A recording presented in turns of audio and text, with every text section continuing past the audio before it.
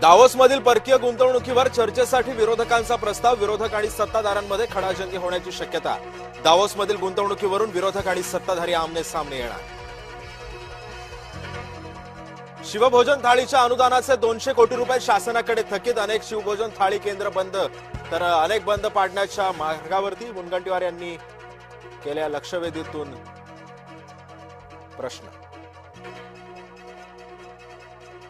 हिंगोली काँग्रेसच्या संघर्ष पदयात्रेला आजपासून सुरुवात. काँग्रेस प्रदेशाध्यक्ष हर्षवर्धन सपकाळांच्या नेतृत्वाखाली यात्रा सुरू. पीक विमा, कर्जमाफी आणि वनप्रश्नांसंदर्भात निघणार यात्रा. 10वी आणि 12वी परीक्षा चांगल्या प्रकारे सुरू. केवळ 1 ते 2 ठिकाणीच गैरप्रकार. त्याला मोठंच केलं जात आहे. राज्यमंत्री पंकज भोयर यांचा अजब वक्तव्य.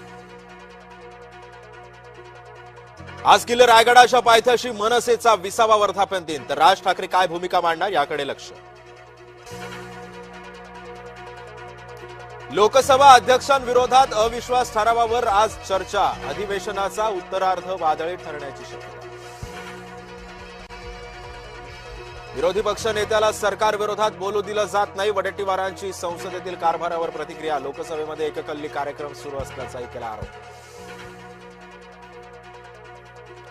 संसदीय अधिवेशनाचा आजपासून दुसरा टप्पा. आखाती देशातील युद्धाबाबत भारताची भूमिका काय? मंत्री एस जयशंकर आज संसदेत निवेदन सादर करणार. कच्च्या तेलाचा भडका. कच्चं तेल $114 प्रति बॅरलवर. मागच्या आठवड्यामधल्या तुलनेमध्ये 20% मोठी वाढ. आखाती युद्धाची सर्वसामान्यांना पोहोचली झळ. आखाती युद्धाचा शेअर बाजारावरती परिणाम. शेअर बाजारामध्ये कमालीची घसरण. प्री ओपनिंग सेशनमध्ये सेन्सेक्स 2200 अंकांनी तर निफ्टी 700 अंकांनी घसरला.